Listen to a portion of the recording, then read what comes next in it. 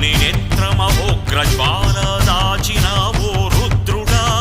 అగ్ని శిఖలను గుండెలోన అణచినావో సూర్యుడా,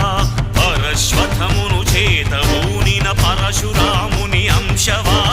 హింసలణ జగధ్వంస రచనను చేసిన